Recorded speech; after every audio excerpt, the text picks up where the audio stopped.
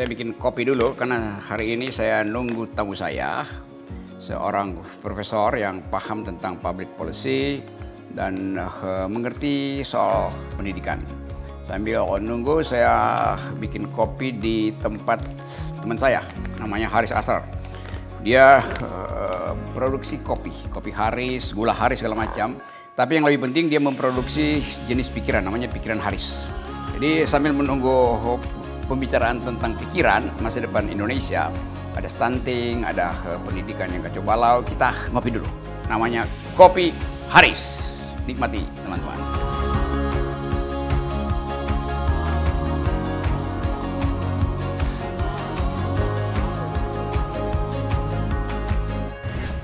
Halo teman-teman. Indonesia hari ini hiruk pikuk politiknya bahkan sudah membuat bising kehidupan sehari-hari itu. Persaingan para capres, baliho bertebaran di mana-mana, wajahnya besar-besar tapi kita nggak tahu otaknya besar apa kecil tuh. Jadi di dalam keprihatinan kita menyaksikan politik ada hal yang diabaikan, yaitu soal IQ nasional dan nutrisi buat generasi yang dianggap nanti kira-kira 2045 akan jadi bonus demografi itu. Nah, kecemasan saya adalah apa yang bisa kita bayangkan di 2045 kalau fakta atau data yang barusan dipublish oleh para peneliti internasional menunjukkan bahwa Indonesia adalah negara yang IQ-nya paling rendah di Asia tuh, di taraf yang sangat kelas bawah itu.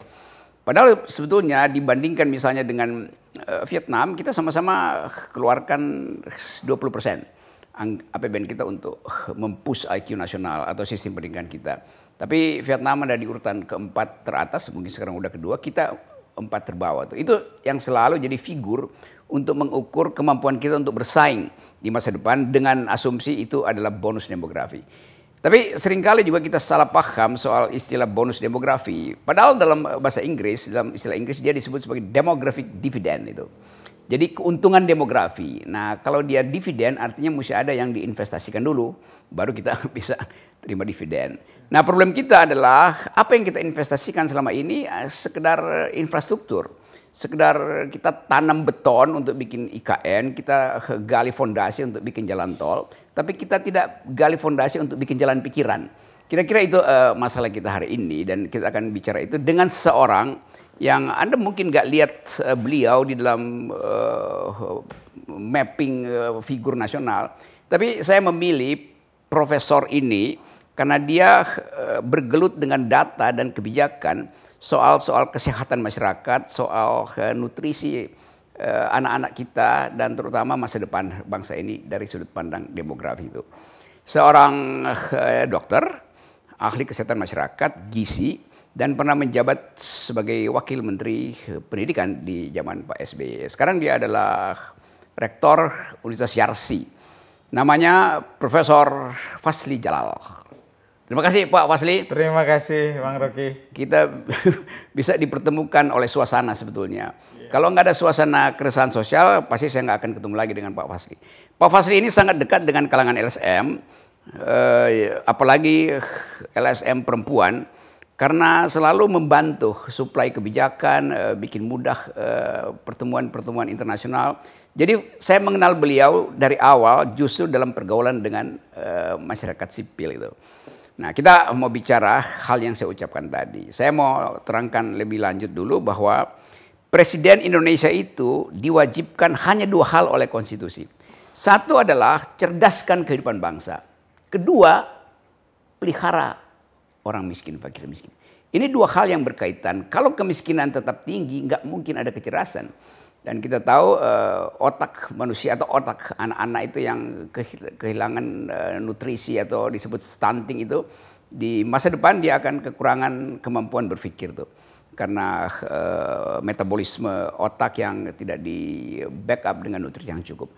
Nah, yang paling tepat untuk menguraikan ini dari perspektif akademis dan kebijakan adalah Profesor Fasli Jalal. Silakan mulai, Pak. Ya. Apa aja pintu masuknya? Terima kasih, Bang Rocky. Saya kira entry-nya sudah sangat tepat ya, bahwa untuk memajukan sebuah bangsa kita perlu investasi.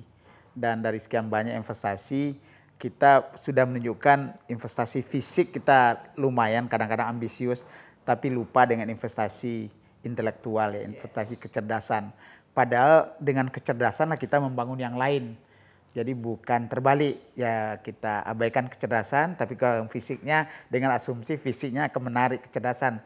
Tapi bukan demikian, harusnya dengan investasi kecerdasan, dengan kesabaran, kita akan menimba bukan hanya investasi fisik, investasi lain, kreativitas, inovasi yang jauh melebihi dari nilai-nilai fisik tadi. Jadi karena itu tentu kita kembali melihat dari mana mulainya kecerdasan atau investasi non-fisikal tadi dibangun. Nah memang Tuhan itu Maha Adil bahwa seorang anak manusia kalau dia umurnya matang pada waktu usia kawin, hamil pada usia matang, jadi di atas 20 tahun, kemudian kenaikan berat badan sang istri secara reguler naik, kalau itu bisa dipantau.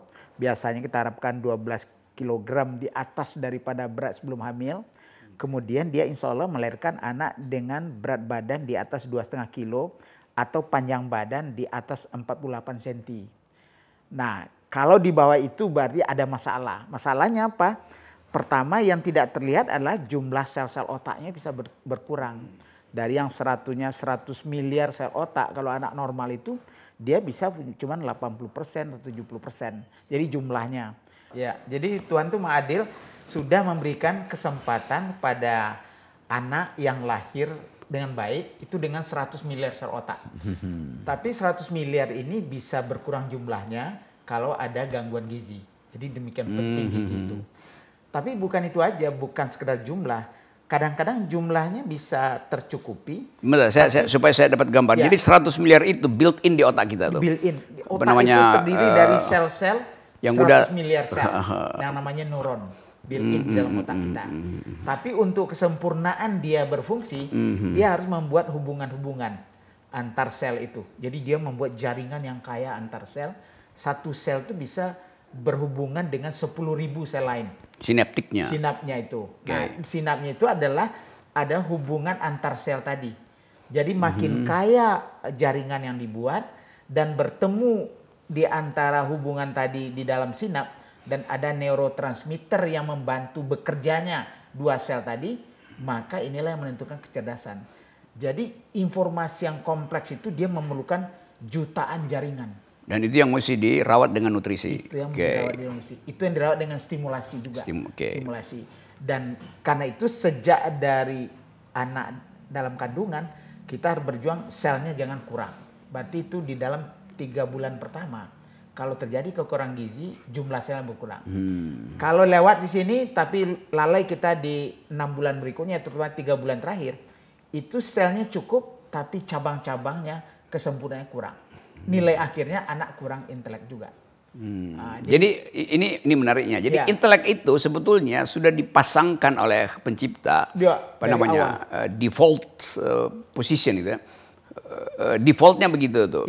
Jadi kalau dia berkurang itu bukan tanggung jawab pencipta lagi, itu tanggung jawab negara gitu kan. Jadi karena itulah upaya kita bagaimana kehati-hatian agar jumlahnya terjaga. Sambungan-sambungan yang tadi diharapkan sekaya mungkin. Dan kalau ini terjadi, nah saya sering menganalogikan kayak gabus ya. Gabus itu kalau bagus rongga-rongganya kita isi berember-ember air itu diserap habis. Kecuali gabus dari kolam. Kalau gabusnya gabus Q3 misalnya, itu baru seember aja udah melimpah. Jadi sel otak itu seperti itu. Kalau kita mampu menyediakan sel yang banyak, jaringan yang lengkap karena gizi dan stimulasi tadi, dia menyerap ilmu pengetahuan itu dengan luar biasa. Oke, saya potong sebentar. Anatomi otak ini atau fisiologi otak ini, dia paling mungkin untuk diasuh maksimal usia berapa tuh? Jadi dia kemampuan dia menyerap fasilitas intelektual itu sampai umur berapa? Dia sebenarnya sejak dalam kandungan itu sudah. Jadi hal-hal yang berhubungan dengan suara itu sudah ditangkap oleh janin. Jadi sel-sel otak yang berhubungan dengan suara itu akan berkembang dengan baik kalau orang tuanya sering bicara dengan baik, ada bunyi-bunyian, ada suara-suara apapun, itu sudah menstimulasi bayi. Jadi berarti rahim perempuan itu adalah sumber pertama pengetahuan. Betul. Sumber pertama kepekaan terhadap keadilan itu. Ya. Dan negara yang gagal merawat rahim perempuan itu artinya dia memerosotkan manusia. Betul. Oke, kebijakannya. Oke. Nah, kemudian karena getaran itu sel-sel yang berhubungan dengan getaran sudah. Jadi perabaan itu gerakan-gerakan ibu dengan anak itu sangat membantu. Nah, kemudian begitu lahir mulai mata. Jadi indera mata mulai berkembang. Sel-sel yang berhubungan dengan mata. Karena mata ini tidak sederhana. Dia bisa menjadi kecepatan reaksi orang. Misalnya seorang pilot pesawat tempur lah. Itu sudah dibangun dengan bagaimana dia membaca panel-panel dan menerjemahkan. Dan itu sudah dimulai sejak anak dalam kandungan. Nah, kemudian baru bahasa, kemudian baru kognitif berpikir tinggi. Jadi biasanya dalam 4 tahun pertama itu hampir 80% itu sudah dibangun kota itu. 4 tahun pertama. 4 tahun pertama, formative years-nya. Membangun tadi busa yang siap untuk diisi pengetahuan apa saja nanti. Secanggih apapun dia disekolahkan, tidak ada macetnya. Semua diserap karena sudah terbangun dengan baik sejak dari 4 tahun pertama itu. Karena itu sekarang orang lebih mengutamakan lagi 1000 hari pertama kehidupan, Bung Rocky. Jadi yaitu 9 bulan selama kehamilan, 2 kali 365 hari 2 tahun pertama. Jadi 270 tambah 730 itu udah hari terpenting kalau negara ingin menginvestasi untuk sumber daya manusia. Jadi betul ya, konstitusi kita sebetulnya pendiri bangsa ini paham bahwa makhluk itu harus diasuh dari sejak dia punya potensi untuk menyerap nutrisi, mengembangkan jaringan sel itu tuh. Betul. Dengan kata lain, saya nggak tahu apa di konstitusi lain ada perintah semacam itu. Karena itu presiden harus cerdaskan kehidupan bangsa dan pelihara fakir miskin. Jadi kita bayangkan bahwa secara tidak sadar sebetulnya konstitusi kita paham tentang masa depan karena sudah direncanakan sejak dari rahim ibu itu. Nah, sekarang nanti kita balik lagi pada soal teknis tadi. Pak Fazly yang mengamati dari jarak sekarang, kalau dulu sebagai pembuat kebijakan, sekarang dari jarak tuh mengomentari data-data yang dalam 1 minggu ini diungkapkan oleh dunia internasional bahwa stunting terus berlanjut, IQ nasional turun, disparitas ekonomi. Kalau kita lihat itu per hari ini, lalu kita bikin proyeksi tentang janji demografi dividen, demographic dividen ya. Apa namanya tadi? Bonus demografi itu tuh. Harapannya sepertinya kok agak membahayakan gitu. Kita membayangkan bahwa kita bisa punya bonus demografi dibandingkan dengan negara lain tuh. Iya. Ya, ini juga karena perkembangan pengetahuan. Jadi sebetulnya kesadaran stunting ini itu baru lahir 20 tahun terakhir ini. Dulu kita selalu melihat lebih kepada berat badan. Jadi karena itu wajah monkey face, orang kelaparan di Ethiopia itu yang sering kita lihat itu menjadi kecemasan kita. Tapi itu adalah gangguan gizi yang akut. Misalnya anak kelaparan, tidak diberi makan berapa minggu gitu, itu sudah berubah fisiknya. Dan itu dengan cepat diatasi. Kita dulu pernah sampai 40% kurang gizi dari sisi berat badan menurut umur. Itu sekarang tinggal lagi sekitar 7-8%. Jadi cukup tinggi penurunan di sana. Tapi ternyata yang lebih berbahaya adalah kurang gizi karena adanya asupan yang berlama-lama tidak cukup. Kronik. Ditambah terjadinya infeksi-infeksi yang berulang.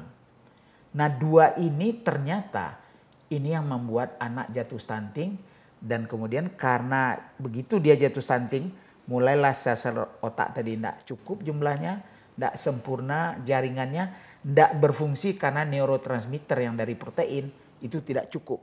Nah, mulailah ikutannya kepada berbagai gangguan. Mulai dari sejak dia TK, itu sudah bisa kelihatan. Kalau kita sekarang, keadaan kita sekarang ini kronis apa akut itu? Kalau stunting itu adalah kronis. Ya. Yang akut sudah agak terselesaikan lah kira-kira. Tapi yang kronis ini, karena tadi ilmu otak dulu kan waktu di X-ray, otak itu kan hitam putih aja. Kita kan kecelakaan saya lihat kan hitam putih. Sekarang dengan teknologi yang baru 20 tahun terakhir ini, kita bisa men-slice otak itu milimeter demi milimeter dan tahu kita kalau anak cemas itu bagaimana yang tidak berfungsi, bagaimana yang darahnya banyak, bagaimana darahnya kurang. Dan ini yang membuat kesadaran ternyata gangguan gizi yang nampaknya dari fisik itu dampak paling besarnya adalah pada kecerdasan anak. Saya mau usut itu tuh. Ya. Kalau dia kronis artinya ada state induced stunting. Artinya diam-diam sebetulnya negara memfasilitasi stunting kan. Paling tidak ada upaya tapi terjadi pembiaran lah dalam. Ya itu. Ya. Jadi terjadi pembiaran, tetapi pada saat yang sama kalau dia pembiaran karena pembiayaan kurang, kita bisa paham itu. Tapi kan ada trade off tuh. Ya. Orang bangun infrastruktur, IKN segala macam itu. Lalu orang bertanya, ya setelah jalan tol panjang misalnya. Terus apakah anak-anak kita nanti akan pakai mobil listrik untuk lewati jalan tol? Apakah mereka ada di jalan tol nanti 20 tahun kemudian? Mungkin iya, tapi bukan sebagai pengguna mobil listrik, tapi sebagai peminta-minta di jalan tuh. Karena tadi efek stunting ini kan panjang itu. Yeah. Dan itu artinya ada kebijakan yang mungkin ada social policy yang tidak dipahami pemerintah. Pemerintah bikin public policy tapi tanpa analisa social policy itu. Nah, Pak Fasli akademisi itu dan saya mau dengar kritik dari segi akademisi tentang pilihan kebijakan. Iya, saya lihat kita lebih cenderung untuk langsung merespon hal yang agak mudah kelihatan, tangible. Tadi kalau anak kelaparan, wajahnya menjadi wajah kera, itu kan mudah sekali dan semua orang sibuk dan ada berbagai kegiatan.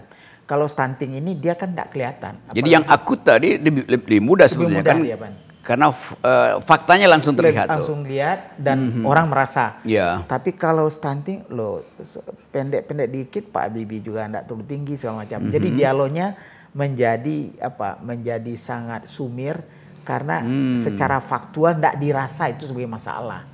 Dan sebenarnya kita agak senang Jokowi dengan Wakil Presiden kan juga sejak dari Pak Yusuf Kala dan Pak Jokowi dulu udah menjadikan stunting ini sebagai prioritas. Cuman perjalanannya itu panjang, Bung Rocky. Kita punya 70 juta keluarga di Indonesia. Jadi kalau seperempat aja mereka adalah yang beresiko stunting. Karena anaknya sudah seperempat, anak Indonesia sudah stunting ini. Dulu sepertiga. Dulu sepertiga anak kita stunting. Sekarang sudah berhasil diturunkan seperempat. Jadi satu dari anak kita itu sudah sejak lahir sudah punya masalah. Nah, tapi kebijakan nasional saja itu belum tentu bisa efektif masuk ke keluarga tadi. Jadi misalnya sekarang tim pusat kuat, dana digelontorkan, terus ke provinsi, terus kabupaten kota. Tapi waktu dicari siapa yang paling berhak dan berisiko, itu memerlukan data by name by address dari setiap orang di desa-desa itu. Nah disinilah struggle kita sekarang untuk mendapatkan data by name by address. Karena kita 70 juta itu di sensor pertama kemudian diupdate seperti sekarang sedang diupayakan oleh BKKBN, bukan biaya yang terlalu besar. Apalagi kalau dikumpulkan oleh masyarakat karena kesadaran dia tidak ingin ada anak yang nanti teraniaya di masa depannya. Dan stunting bukan stigma, tidak perlu jadi stigma. Justru menjadi proksi bahwa kita, wah syukur kita ketahui ini lebih awal. Karena kalau kita temukan lebih awal di 2 tahun pertama, kita intervensi dengan akurat, dia jalur proyek pertumbuhannya sama dengan anak normal nanti. Di 2 tahun pertama. Di 2 tahun pertama intervensinya. Tapi kalau lewat, fisiknya memang agak tertinggal, tapi kecerdasannya masih bisa kita boost.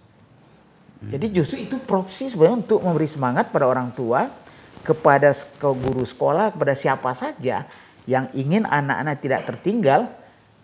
Adanya informasi stunting itu tidak perlu distigmakan, tidak perlu ditangisi, tapi dijadikan rallying point untuk bersama-sama. Kita tidak ingin ada satu anak pun tertinggal, mari kita keroyok mereka. Dan ini memerlukan penetrasi informasi, komitmen dan juga dukungan yang kita sebut dengan program intervensi.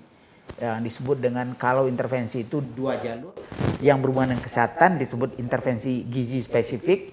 Itu yang selama ini kita kerjakan banyak, tapi yang non kesehatan, intervensi gizi sensitif, ini kita agak lupa. Padahal itu PUPR penting, pemberdayaan perempuan penting, ketahanan pangan dan gizi penting, jaminan sosial masyarakat penting.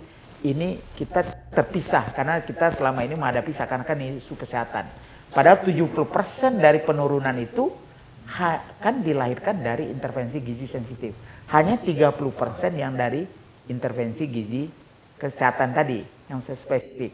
Nah, kalau gabungan ini sudah ada kita sediakan, tapi tidak jatuh kepada sasaran yang sama bersamaan di ibu hamil yang sama yang berisiko melahirkan anak stunting, di anak yang akan jatuh menjadi stunting atau sudah stunting yang mau kita kembalikan ke jalur normal, atau di keluarga-keluarga yang kondisi keluarganya nggak punya air bersih, nggak punya sanitasi, sampah berserakan di mana-mana, kemudian berbagai hal yang harus ada di rumah.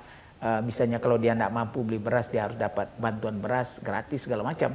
Kalau kondisi itu kita tidak penuhi dan jatuh kepada sasaran yang bersamaan secara konvergen, nampaknya kita berteriaklah di atas, di bawah tidak akan ketemu. Dan itu yang membuat lambat program kita. Itu kenapa dia tidak nyambung gitu kan? Seringkali ya Presiden bicara tentang stunting. Iya.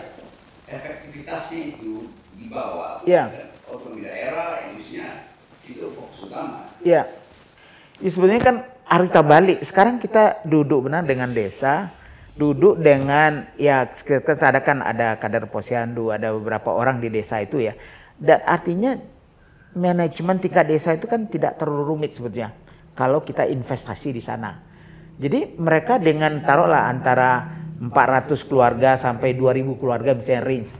Itu kan dengan gampang kita tahu by name by address siapa yang berisiko stunting, rumah mana yang perlu diintervensi, anak mana yang sudah stunting yang perlu diangkat keluar lagi dari jalur pertumbuhan yang terganggu oleh stunting ini. Gimana kesulitannya kalau big data itu bisa dengan mudah diperoleh sampai ke tingkat desa? Nah, ini ada lomba pengumpulan data juga.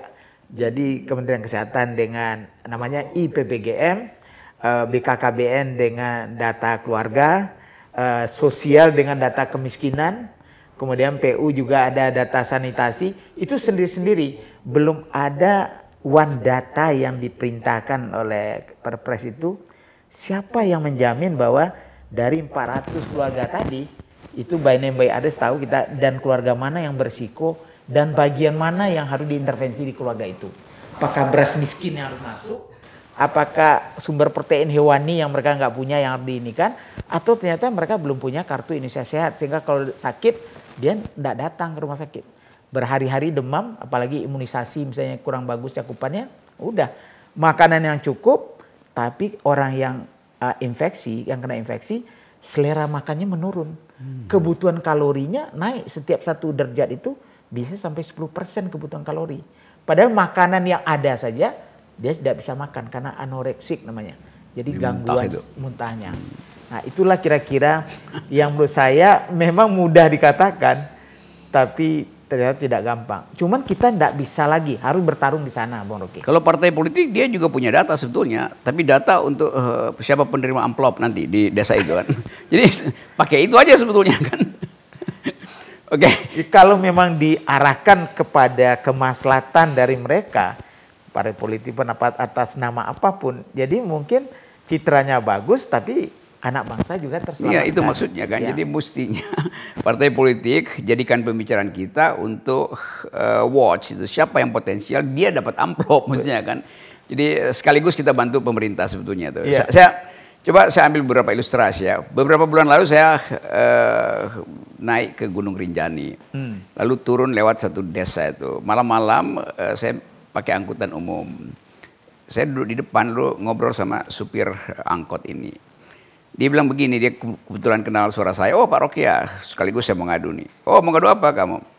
Begini Pak Rocky nih, ini jalan desa ini yang 13 km itu, yang diaspal sejak Pak SBY itu cuman 1,3 km itu.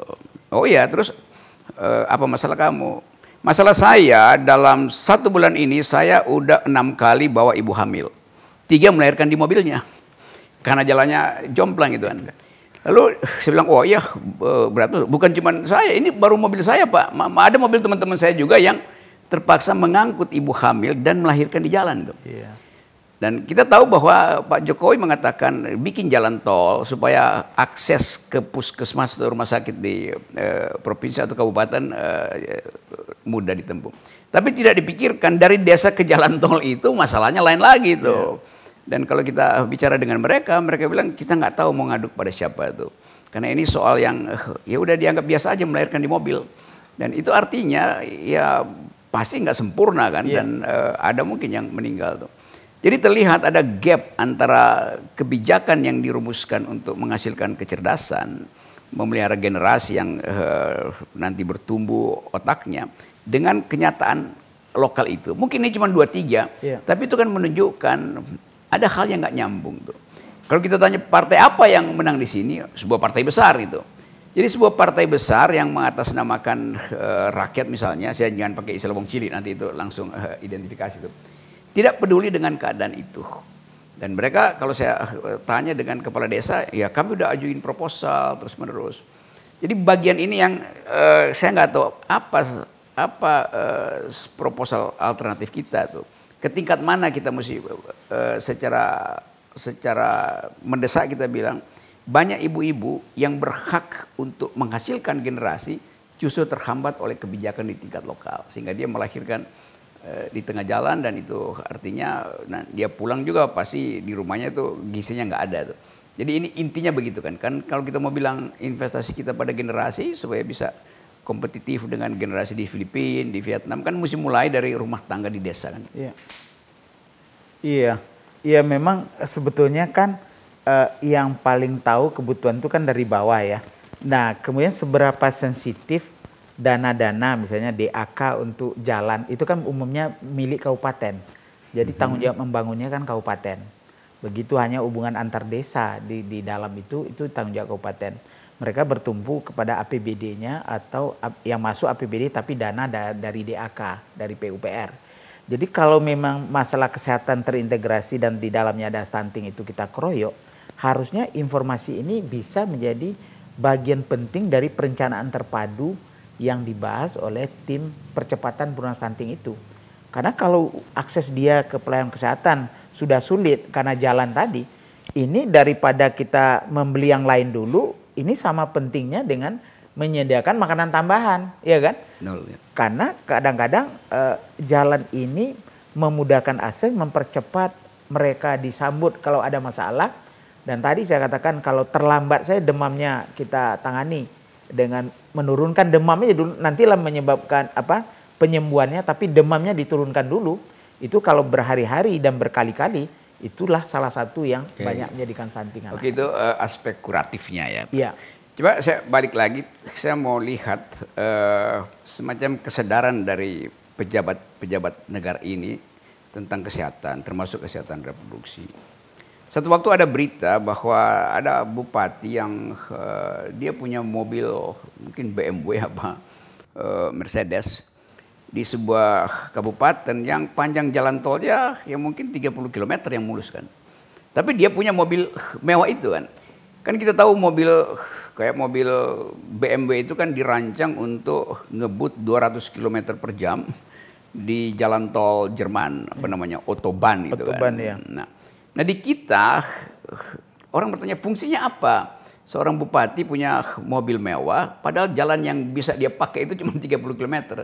Toh 5 menit kemudian dia mesti cari Gojek juga di ujung jalan tol itu, di ujung jalan kabupaten itu. Tapi yang jadi masalah adalah kalau kita bayangkan misalnya mobil itu mobil mewah, itu artinya pemeliharaannya juga berat. Dia mesti pakai sekarang bensin yang oktanya tinggi itu. Lalu kita lihat misalnya Human Development Index di daerah itu.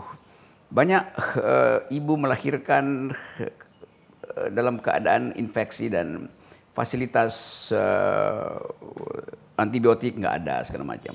Lalu kita bertanya, kalau begitu APBD itu dihasilkan oleh untuk kepentingan siapa kan? Untuk kepentingan ibu hamil, mortalitas, morbiditas di situ tinggi, pasti berbanding terbalik dengan konsumsi BBM sih pejabat-pejabat negara ini kan.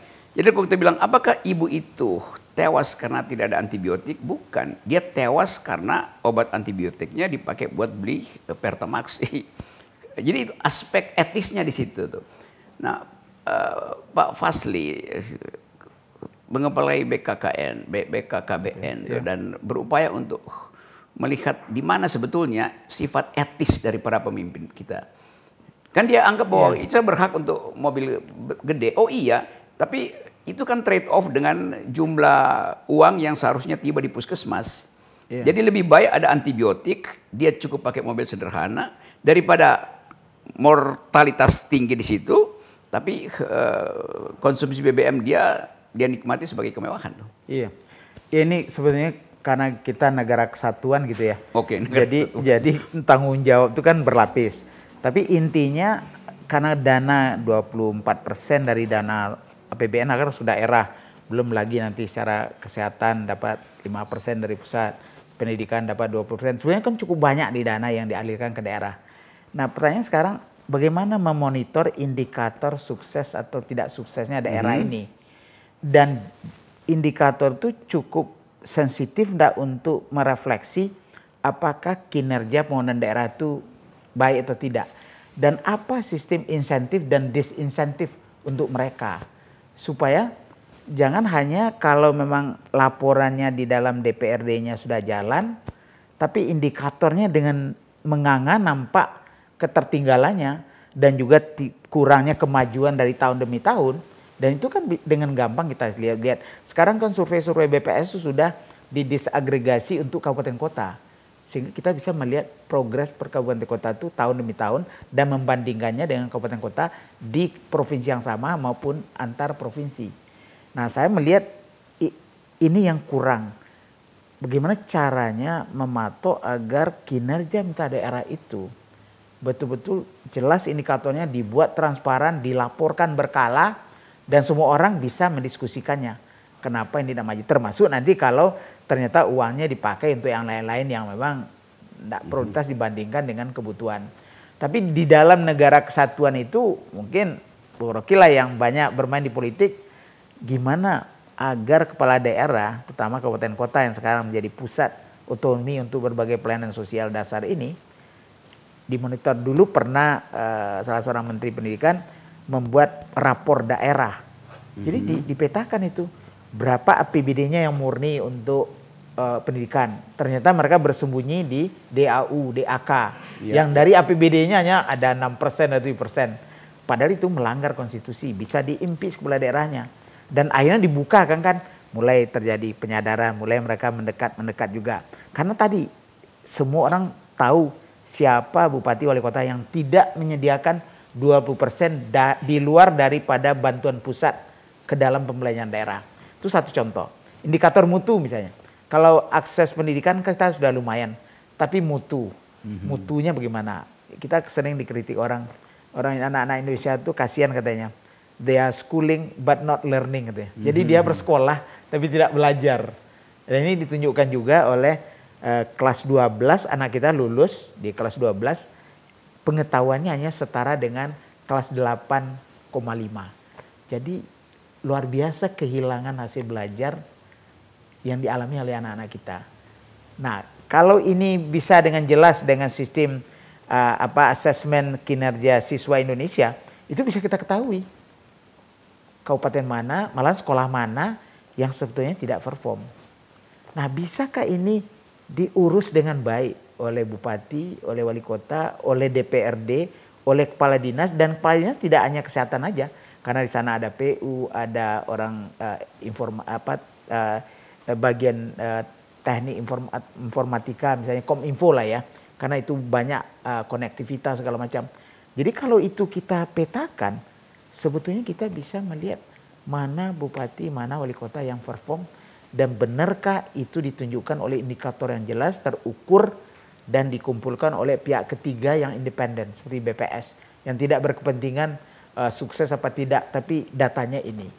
Nah, saya masih belum puas karena ini menurut saya PR besar bagi kita. Kalau tanpa itu mereka berlindung aja sepanjang popularitas cukup bagus, kemudian pemilu juga incumbent terpilih, padahal indikator-indikator tadi tidak banyak berubah.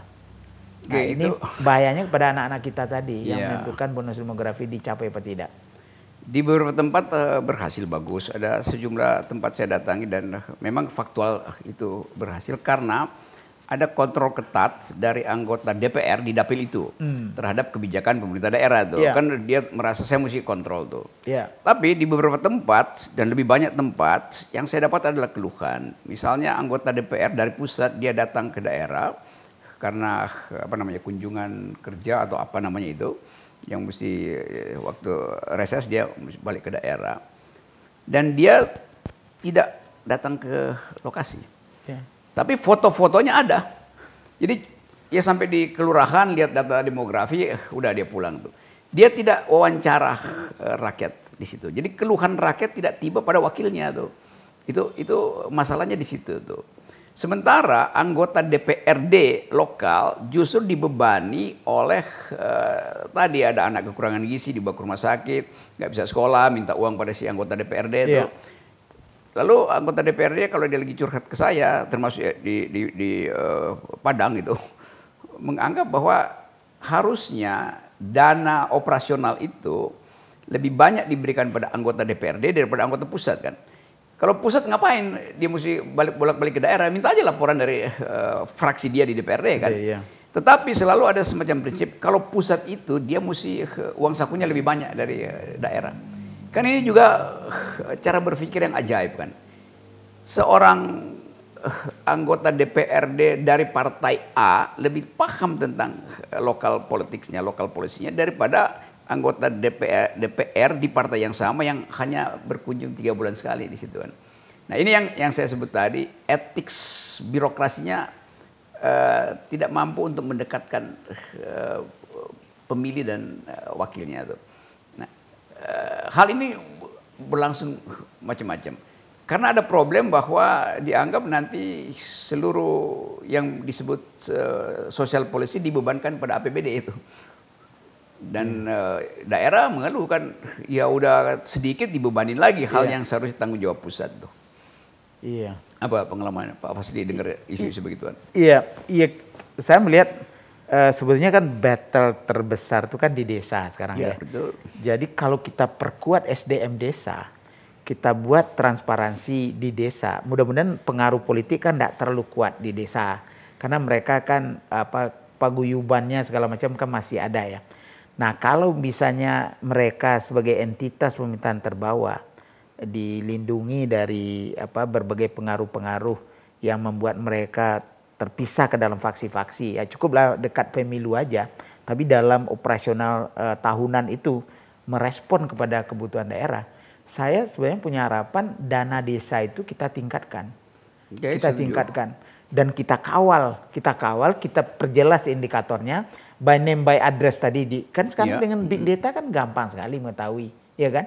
Jadi dashboard itu di desa. Dan kemudian kelemahan itu di desa. Jadi nanti dana dari kabupaten kota adalah merespon kepada kebutuhan spesifik di desa-desa itu. Nah itu yang nggak terjadi. Karena begini, saya sering keluar kota, masuk ke desa dan mereka berpikir bahwa ada dana desa. Iya. Tetapi mereka berlomba-lomba ngikutin Pak Presiden, bikin infrastruktur, balai desanya dibikin bagus gitu kan. Sementara kurikulumnya nggak diperbaiki gitu. Jadi bagi kepala desa, kebanyakan kepala desa mau melihat hasilnya itu yang tangible tadi. Karena petunjuknya masih penggunaan terbesar untuk infrastruktur. Ya, nah itu mungkin kan? Wording itu yang perlu kita cegah. Ya, itu. Jadi penggunaan terbesar adalah untuk meningkatkan kualitas sumber daya manusia. Nah, biar mereka menerjemahkan itu. Mereka cukup canggih sebetulnya. Tapi kalau 70% sudah dipatok untuk infrastruktur, ya perlu apa tidak mereka harus memainkan itu. Karena kalau nggak lewat nanti anggaran ya, itu maksudnya. Jadi memberi pengetahuan yang membuat kepala desa itu legah untuk memutuskan sendiri kebijakannya. Tapi dia lihat Pak Jokowi gunting pita terus soal infrastruktur. Kalau itu kita bikin infrastruktur juga di desa kan. Jadi satu paket kebijakan yang dari awal udah keliru tuh. Karena dianggap negeri ini bisa tumbuh dengan infrastruktur, lalu sampai ke desa pun dana desanya dipaksa ke situ tuh. Oke, itu udah itu semacam ya inkonsistensi. Saya balik dulu pada soal hari ini. Yeah. dunia akhirnya melihat Indonesia bukan negara seperti yang dia bayangkan. Yang mereka bayangkan Pak Jokowi akan capai pertumbuhan ekonomi. Memang ada COVID-19, ya. ada macam-macam tuh. Tetapi parameter yang dibuat dunia sekarang seolah menghukum kita. Dan kita mengingat bahwa Pak Jokowi, misalnya 17 Agustus Pak Jokowi bilang bahwa oke, negara kita lebih baik dari pertumbuhan dari yang lain dalam keadaan tidak mampu pun kita masih bisa bertumbuh. Tiba-tiba institusi internasional menunjukkan bahwa Indonesia itu negara masuk dalam 100 negara miskin. Lalu Pak Jokowi rubah, oh iya kita mesti hati-hati karena sebentar lagi ada badai segala macam tuh. Jadi orang mau lihat sinyal, bukan bangsa kita ya, tapi dunia melihat pemimpin atau pemerintahan kita itu bahkan terhadap data pun dia nggak konsisten itu. Kan itu berbahaya kan. Jadi itu akan jadi penilaian internasional tentang kapasitas pemerintah kita. Sehingga bantuan pun mungkin akan memakai ukuran itu kan. Masa presiden dalam 24 jam berubah keterangan persnya kan.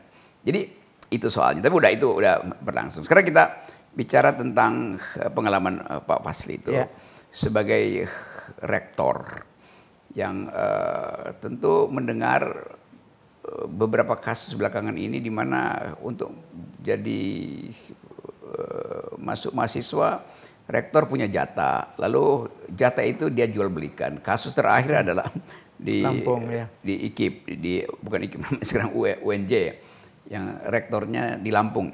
UNJ ya, Unila ya. Itu. Nah itu menunjukkan bahwa bagian yang paling tempat benteng terakhir etika itu akhirnya rapuh juga. Tentu masih banyak hal, termasuk mereka pejabat yang tiba-tiba jadi doktor padahal nggak pernah kuliah. Itu artinya ada basis yang lebih luas sebetulnya yang akan memporak-porandakan bangsa, yaitu keinginan untuk pamer gelar dan yang sering saya sebut ya ijazah itu tanda seseorang pernah sekolah, bukan tanda pernah dia berpikir kan. Dan itu yang membuktikan pada masyarakat internasional bahwa yang disebut sebagai pendidikan tinggi di Indonesia itu hasil sogok menyogok sebetulnya tuh. Jumlah PhD sekian, jumlah profesor sekian, padahal sebetulnya kualitasnya mungkin cuma 1-2% dari data yang ada tuh. Ya ini memang kenyataan ya bahwa tadi mulai dari anak-anak dia bersekolah tapi kurang belajar, ya kan? Naik ke atas tentu dia berakumulasi. Kemudian moralitas tadi. Kalau moralitasnya sudah tidak kokoh, nah jadi cheating, kemudian mencari shortcut, bypass, ini segala macam menjadi kebiasaan sampai ke pendidikan tinggi. Jadi inilah harga mahal yang harus kita bayar saat ini karena ini tidak melahirkan inovasi. Kenapa kita yang mesti bayar? Kan mesti pemerintah yang kita lagi bayarin. Bisa termasuk ya, tapi artinya ini kan juga dari orang tua yang kadang-kadang mau menyogok-nyogok dengan segala cara dan menggunakan power dia untuk menekan-nekan. Sebenarnya dulu tuh waktu saya di Jendikti kan tidak ada istilah mandiri itu, hanya 2 aja, SBMPTN dan kemudian SNM.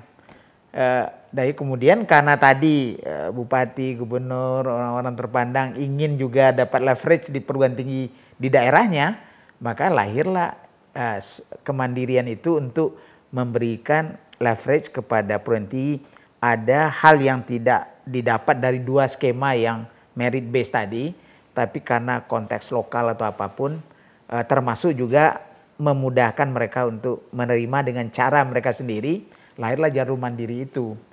Tapi sebetulnya kalau memang kita sepakat bahwa walaupun jalur mandiri itu sama juga prudennya dengan 2 jalur yang lain, kan tidak masalah. Hanya konteks lokalnya aja yang diutamakan. Tentu keadilan konteks lokal itu bisa dilihat secara transparan juga kan. Tapi karena tadi ternyata jalur mandiri memang agak punya kenikmatan sedikit dan kemudian orang yang ingin benar untuk masuk negeri dan kemudian ada leverage itu, ya terjadilah hal-hal yang sebetulnya agak kita sesalin. Tapi mudah-mudahan ini tidak mayoritas lah ya. Tapi ini merupakan pertanda bahwa ada masalah mendasar di sini dan kita harus bergerak. Saya melihat juga kalau kami di RC, kami kan punya selektivitas yang cukup tinggi misalnya di fakultas kedokteran. Tapi kita memang berupaya agar ya kita tidak boleh mengintervensi apa yang diputuskan oleh tim tadi itu. Ya, jadi kita berupaya semaksimal mungkin agar keputusan itulah yang diakui. Walaupun tadi pernah kita dalam satu yang diterima itu bisa diseleksi dari 8 pendaftar. Selektivitas cukup tinggi. Nah, cuman tadi itu, kalau orang udah tahu bahwa kita berupaya untuk betul-betul mengupayakan agar selektivitas itu dijaga dan itu transparan, kita kan sering juga mau dikorankan kalau ada apa-apa terbau misalnya. Pernah juga kita punya kasus ternyata ada orang yang menjanjikan bahwa dia bisa memasukkan orang ke YRC dengan asal membayar ke dia. Baru ketahuan ternyata ada kolusi dengan tim kita di dalam. Akhirnya kita temukan dan akhirnya kita paksa lepas dia. Tapi saya kira ini proses yang akan terus terjadi ya, begitu selektivitas tinggi. Tinggal lagi kekuatan moral dan juga SOP yang transparan dan saling ingat-mengingatkan di antara pemegang kebijakan tadi itu. Nah, bisakah ini juga dilakukan oleh perguruan tinggi yang lain ya, yang saling mengingatkan antara sama rektor, saling mengingatkan antara pemerintah dengan para rektor ini? Ya saya kira saya tetap melihat bahwa ada peluang untuk perbaikan, asal kita lebih agresif.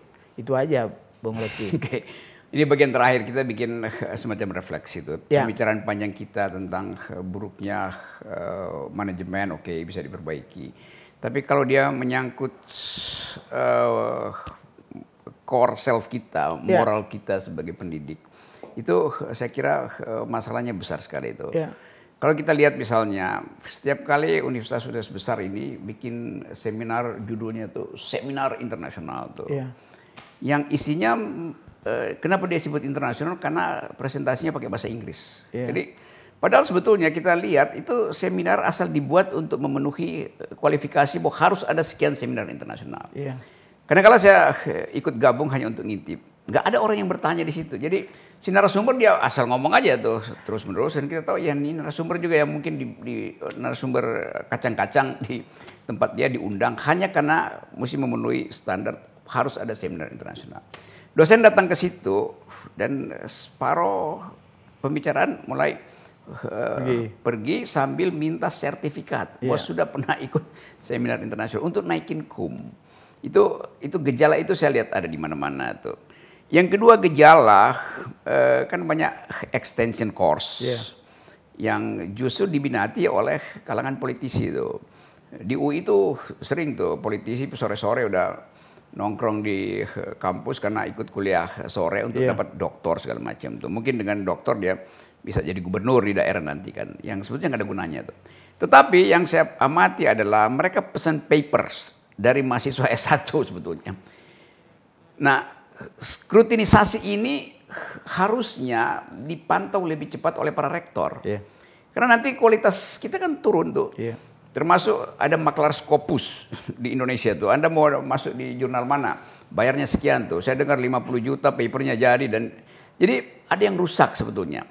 Pak Fazli udah lama tidak di birokrasi itu. Dan punya ya mungkin saya sebut aja kejengkelan yang melihat soal ini berlangsung terus tuh. Tapi didiemin. Dan pendiaman itu justru yang makin membuat kapasitas kita sebagai orang yang ingin menghasilkan perintah konstitusi, naikkan kecerdasan rakyat kita tuh, itu akhirnya kalau disurvei secara cepat-cepat makin lama makin jatuh. Kita bisa katakan, oh ya nanti ada standar yang dibikin oleh apa namanya itu higher education index segala macam. Tapi kan kita tuh ada caloknya juga di sini nih. Jadi yang kita bilang sebagai mutu pendidikan itu sebetulnya kalau saya korting 50% mungkin masih kurang gitu. Nah, sebagai rektor yang melihat kelakuan teman-teman di luar, kan bisik-bisik Pak Fazli tahu juga kan, di tempat ini harganya sekian tuh. Pesannya apa kira-kira tuh? Jadi pesan yang betul-betul radikal tuh bahwa oke, kita mau bangun negeri ini dengan kekuatan guru, sementara guru-guru yang outsource itu yang apa namanya, kan sekarang lagi ribut nih soal Pak Nadiem yang apa kontroversinya Di belakang saya ada tim 400. Lalu orang persoalkan dari mana? Kenapa mesti ada tim yang seolah-olah tim bayangan itu tuh. Iya. Nah, kalau dari atas Pak Fazly sebagai orang yang pernah jadi birokrat lama, tahu tentang arah kebijakan tuh, membayangkan nasib pendidikan kita setelah Pak Jokowi misalnya tuh bagaimana? Iya, iya, saya melihat bahwa kembali kepada tujuan pendidikan tinggi itu ya. Jadi kita sebetulnya kan tujuan pendidikan tinggi kita pertama kan membangun moralitas dulu ya. Jadi moralitas ini yang pertama, baru ilmu pengetahuan, teknologi, seni ya. Dan tentu dengan cara yang lebih kreatif, tidak cara-cara lama. Karena dalam taksonomi Bloom itu banyak kita dikatakan di level 3 terbawah, yaitu menghafal, memahami apa yang dihafal, dan menggunakan dalam konteks hari. Sebenarnya yang ketiga ini sudah lumayan, tapi 3 level ini masih low order thinking skill. Lots. Kita ingin anak-anak kita selalu analitis ya, dia mempertanyakan, membandingkan, dia lebih punya kreativitas, dia bisa menganalisa situasi, bisa melakukan kreativitas dan bisa mengevaluasi. Itu yang HOTS. Dan sebetulnya pembelajaran kita harus mengarah ke sini dari berbagai level. Nah, kalau itu kita lakukan di pendidikan tinggi, ya mudah-mudahan pertama plagiarisme itu harus dihabiskan. Jadi saya setuju benar kalau ketemu ya harus diberhentikan. Kalau difasilitasi oleh dosen, ya dosennya juga harus berani kita melepas. Karena kalau plagiarisme ini tidak kita berantas, itu apapun nanti yang kita katakan, kita rencanakan tidak akan bisa berjalan dengan baik. Itu pertama. Yang kedua adalah jangan mereka dipaksa hanya seakan-akan memenuhi standar akhir. Menurut saya standar proses lebih penting. Yes. Jadi PA ini pendamping akademik, kami akan mencoba menata benar. Jadi dia yang mendapat warning, pertama anak ini multiple intelligence-nya di mana? Apakah dia kinestetik? Apakah dia orang-orang yang suka interpersonal? Apakah dia suka logika matematika? Apakah dia kecenderungan berbahasa? Jadi cara masuknya pembelajaran nanti anak disesuaikan dengan multiple intelligence-nya ini. Nah, ini bisa dilakukan oleh PA yang tahu individu anak nanti. Karena dia taruhlah satu PA dengan 10 anak. Jadi sejak semester pertama kita akan coba membuat profiling dari anak-anak baru kita ini. Kemudian nanti dosen-dosen yang lain diberitahu anak ini kecenderungannya gimana. Sehingga kalau anaknya suka bergerak, suka keluar apa segala macam, tidak tahan duduk, jangan anaknya bisa lain. Ya kan? Tapi pembelajarannya bisa dengan asinkronus misalnya. Dia bisa pokoknya luarannya aja. Minta aja luarannya, dia akan memilih bagaimana. Tapi bahwa dia memang melakukan asinkronus kita patok juga kan, bisa kita lihat dengan sistem kita. Dibuka enggak, dibaca enggak, berapa lama dia membaca itu kan bisa kita tahu. Nah, kemudian yang ketiga yang menurut saya high stake exam ini memang harus dikurangi. Okay. Sebab kalau itu yang dielukan, apakah itu UAS, UTS, kami sedang memikir juga sekarang, perlu enggak UAS, UTS itu? Kalau memang mereka sudah menunjukkan progresnya dengan kecepatan yang berbeda-beda, dan juga minat yang berbeda-beda antara satu mata kuliah dengan yang lain, tapi akumulasi dari itu adalah portofolio mereka. Bahwa mereka belajar, jujur, punya etos kerja. Pada akhirnya kalaupun tidak sama benar benchmarknya di sini, maksudnya nggak apa-apa. Yeah. Kenapa? Kenapa harus disamakan? Dia punya potensi yang berbeda, dia punya kecepatan yang berbeda. Yang penting belajarkah mereka? Betulkah dia menunjukkan belajar? Sehingga kami sekarang punya tagline kepada mahasiswa, yang ingin pintar itu bukan dosen, bukan institusi. Yang ingin pintar itu Anda. Jadi sekarang tanyakan diri, betulkah Anda ingin pintar? Kalau ingin pintar, mari kita duduk. Apa yang harus dilakukan untuk bisa menjadi pintar? Nah, apa peran dosen, apa peran mahasiswa, bagaimana berbagi, apa tahapan yang harus dilakukan, dan bagaimana mengatur SKS segala macam. Jadi saya melihat mudah-mudahan kalau kita mulai berpikir higher order thinking skill, dan plagiarism ini kita betul-betul agak serius mengapakan, karena ini bukti ketidakjujuran awal, dan kemudian tidak berhenti pada high stake exam, tapi adalah proses kemudian pendampingan. Pendampingan ini bisa sampai kepada mentoring, ya kan, bisa role model dan segala macam. Dan walaupun itu satu orang dosen tanggung jawab untuk 10 sampai 15 orang. Nah kalau ini kita akumulasi dalam mendiskusikan anak ini pantas lulus apa tidak. Lebih penting daripada nilainya A atau B apa itu. Nah kadang-kadang orang melihat apa itu aja. Average-nya berapa? 3, sekian. Dia di bawah 2 misalnya segala macam. Padahal anak ini dia aktif, dia segala macam, dia menunjukkan proses pembelajaran yang tidak terpantau oleh cara-cara kita melakukan evaluasi itu. Jadi memang harus ada perubahan. Nah, mudah-mudahan nanti cara naik pangkat dosen juga tidak harus bertumpu kepada Scopus. Ya Scopus sebagai refleksi kualitas ya, kalau dianggap kan peer review sebetulnya. Jadi sebuah jurnal yang tidak mau menjual diri, tidak mau main-main, hanya artikel-artikel yang jelas kebaruannya, bermanfaat bagi pembaca akademik, itu yang lewat kan sebenarnya prinsipnya itu Scopus itu.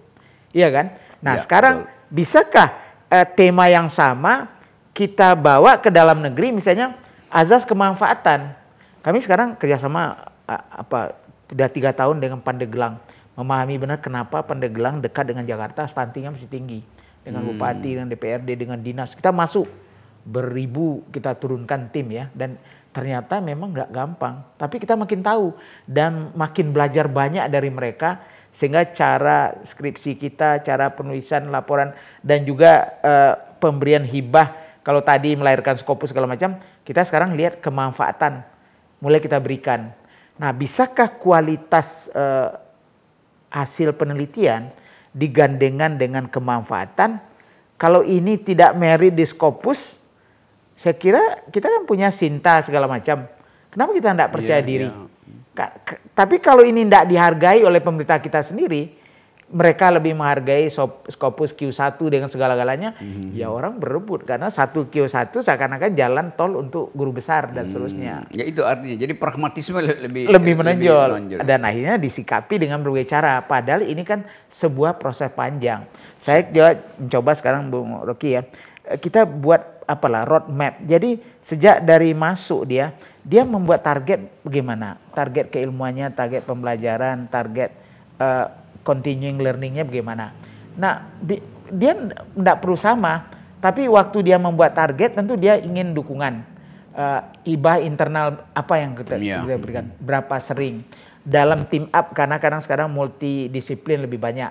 Kadang-kadang dia tidak bisa mengakses sendiri. Ya, kita gabung-gabung, kita berikan insentif. Nah kemudian baru tadi, selain dari kualitas akademiknya, tapi juga kita bantu kualitas kemanfaatan. Karena itu kami membuat wakil rektor khusus untuk pengabdian. Jadi tidak digabung dengan penelitian sendiri. Ini artinya kita mau evaluasi paradigma filosofi dari pendidikan kita. Kan anak sekolah di Prancis diarahkan untuk paham tentang ide revolusi Prancis. Sehingga semua anak sampai mahasiswa di Prancis, dia mesti berhasil menumbuhkan human solidarity. Karena mengingatkan pada slogan revolusi Prancis, égalité, fraternité, liberté itu. Kesetaraan, persaudaraan, dan kebebasan. Itu filosofi Prancis tuh. Filsafat diajarkan sejak SMP di situ. Di Amerika nggak ada filosofi itu, karena Amerika nggak pernah mengalami revolusi sosial, ada revolusi kemerdekaan. Sehingga nilai kebebasan tinggi sekali di Amerika. Saya baca beberapa kampus di Amerika, di pantai barat terutama, mahasiswa itu diminta untuk nulis sendiri kurikulumnya. Karena menganggap ya Anda mau jadi apa, silahkan tulis sendiri kurikulumnya tuh. Kami akan tadi mentor segala macam. Nah di kita ya ada Ingma dia Mangunkarso, Sung Tulada di depan, Tuturi Handayani. Tetapi kalau saya misalnya menganggap bahwa toh setiap orang yang masuk universitas dia ingin bermutu. Jadi dosen tuntun aja sampai dia 4 semester lah selesai. Tapi banyak dosen yang pamer arogansi kan dan menghalangi sebetulnya mahasiswa yang tadi beda kualifikasi, kenapa mesti disamain kan?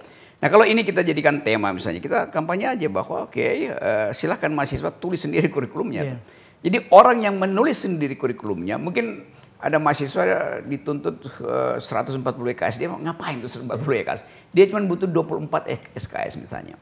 Lalu dia minta, saya hanya mau sekolah 24 SKS, saya hanya ingin tahu dasar-dasar fisiologi, tadi cognitive science dia Iya. perlu, lalu sedikit soal environment. Iya. Jadi dianggap ya udah, cuman itu yang dia mau tuh. Nanti dia belajar mandiri kan? Dia belajar mandiri kan, yang lain kan dia bisa masuk ke situs-situs tuh. Nah, saya usulkan supaya ada Gerakan ke sana ya. ke sana dan dimulai dari Yarsi itu. Kita sebenarnya kan sekarang mikro kredensial itu menjanjikan, ya kan? Jadi artinya dengan recognition of prior learning, jadi mikro kredensial kita gabung. Kalau dia butuh kesarjanaan, jadi ada core kurikulum yang memang direncanakan. Dia milih dan kita pertanyakan untuk apa Anda milih ini? Kemana nanti akan ditembakkan lah kira-kira, ya kan? Nah kemudian sesudah ini baru kita tetap jaga dengan dia bagaimana dia mendapatkan learning proses sendiri yang nanti kita setarakan. Jadi kita nanti bertanggung jawab juga walaupun dia ngambil mikro kredensial, tapi kalau dia mau misalnya seakan-akan gelar atau penuntasan itu tidak tertutup kesempatan tanpa perlu menghabiskan bertahun-tahun di kampus. Cukup dia menyelesaikan ya mikro kredensial dulu. Kalau gitu saya mau daftar sebagai mahasiswa pertama nih di. Tapi ini belum apa. Kita mau mencari karena ada. Ya kita memanfaatkan sebetulnya kampus mereka ini karena seorang yang belajar di sebuah prodi bisa dengan liar melihat ilmu mana yang dia ingin dapatkan. Poin saya tadi. Itu kita rangsang dan dia membangun kalau perlu inilah mikro kredensial awal mereka. Dari dia sudah masuk baik karena kesadaran maupun karena orang tua atau dia karena tidak tahu di prodi tertentu, tapi sekarang terbuka kesempatan untuk mendalami ilmunya. Dan di sini memang perlu mentoring karena dia tidak selalu melihat makro itu. Tapi begitu dalam perjalanan dia makin canggih, peran mentor bisa berkurang, malah mentor bisa di-challenge oleh dia karena dia muncul dengan ide-ide yang lebih kekinian dibandingkan yang tradisional pikiran mentornya. Oke, Pak Wahid, terima kasih ya. Jadi Yarsi udah mulai memikirkan tentang hak manusia untuk menentukan sendiri hidupnya tuh lewat mikro kredensial ini. Dan saya berharap tema Kampus Merdeka juga harus memerdekakan mahasiswa untuk memilih sendiri kurikulum yang berguna bagi dia tuh. Tentu sebagai mahasiswa yang baru masuk dia perlu ada ya bukan kisi-kisi tapi seseorang yang bisa memantau arah studi dia tuh sebagai mentor. Karena itu sebetulnya lebih baik ada mentor daripada ada dosen kan. Dosen kadang-kala sok tahu dan kadang-kala arogan. Padahal sebetulnya ilmu pengetahuan setiap 8 jam ilmu pengetahuan berubah tuh. Jadi kalau ada profesor yang 8 jam lalu nggak baca jurnal terakhir, itu ya pasti jadi dungu sebetulnya. Tapi kadang-kala dia yang arogan justru tuh. Jadi sekali lagi demokratisasi pendidikan itu artinya memberi hak pada setiap orang untuk memutuskan sendiri tuh. Selebihnya dia bisa belajar di semua tempat di dunia tuh. Jadi teman-teman itu pembicaraan akademis saya dengan teman lama saya Pak Profesor Fas Jalal yang adalah rektor Yarsi. Sebuah sekolah yang orang ingat tempat kalau kedokteran itu pergi ke Yarsi, kira-kira begitu. Jadi percakapan ini kami persembahkan untuk generasi milenial. Berani berpikir, berani memutuskan. Hanya dengan cara itu bangsa ini bisa menemukan kembali ide awalnya. Itu cerdas dan bermartabat. Terima kasih Pak. Terima kasih banyak. Rektor. Oke, teman-teman ketemu lagi nanti.